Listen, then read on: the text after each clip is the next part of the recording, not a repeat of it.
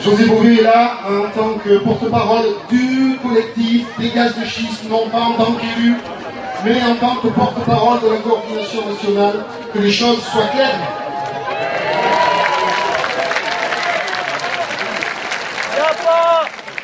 Bonjour à toutes et à tous.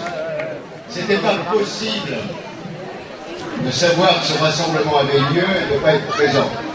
Pour nous, il est indispensable que tous les collectifs soient présents, que ce soit ceux qui sont encore aujourd'hui menacés, les territoires menacés, et ceux dont les permis ont été abrogés.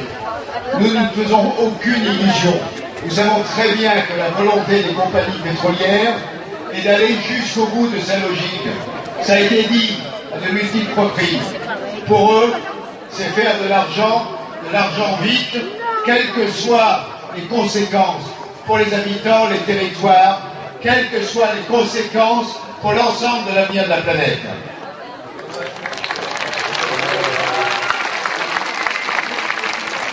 Alors c'est vrai, nous avons gagné une première bataille. Il y a 10 mois de cela, quand les collectifs se sont créés, quand les mobilisations sont nées en Ardèche, dans les Cévennes, dans l'Hérault, sur le Larzac, dans l'Aveyron, personne ne pouvait penser qu'en 10 mois, on serait capable de créer un débat national sur les gaz et huiles de schiste. Eh bien ça, c'est déjà une première victoire. Personne ne s'y attendait.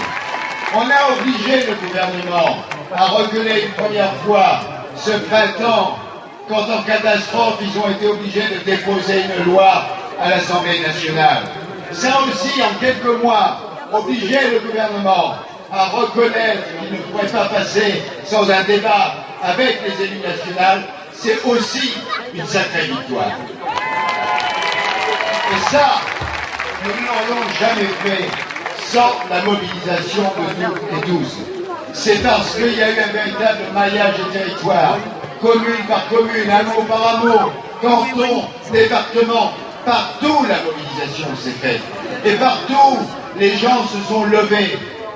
Et souvent, dans des départements comme le mien, l'Aveyron, qui n'est pas un département classé véritablement dans un ordre progressiste, eh bien même les élus, tous les élus de ce département se sont mobilisés parce qu'ils n'avaient pas le choix, parce qu'ils avaient la population qui les regardait et qui leur imposait de dire non au gaz et à l'huile de schiste.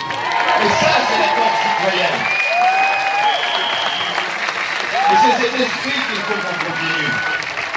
À travers tout ce que nous venons d'entendre, on a bien compris qu'on ne laissera pas endormir par de quelconques échéances électorales.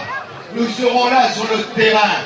Et quelle que soit l'issue des urnes dans 7 mois, eh bien nous serons toujours là pour dire jamais nous n'accepterons que nos territoires soient détruits. Jamais nous n'accepterons que les pétroliers puissent venir forer.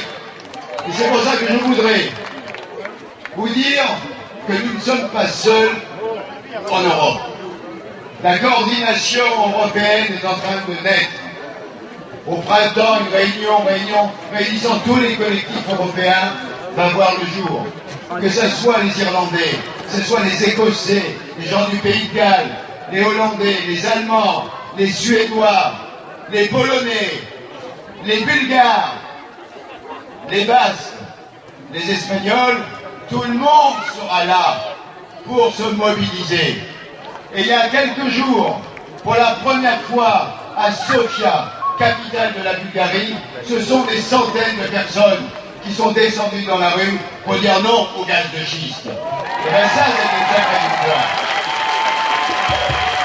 Alors je vous demande de rester mobilisés, de renforcer les collectifs.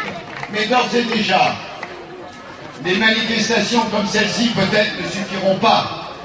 Peut-être qu'il faudra agir directement sur le terrain.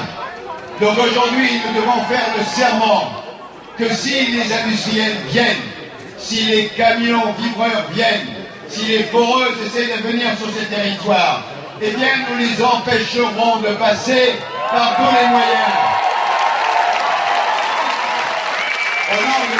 nation. Je vous appelle toutes et tous à rentrer en révolte et en rébellion face aux industriels. Ce qu'il faut aujourd'hui, c'est annoncer une insurrection citoyenne. Et nous allons passer, s'ils nous imposent leur choix de force, nous rentrerons en désobéissance civile, quoi qu'il en coûte.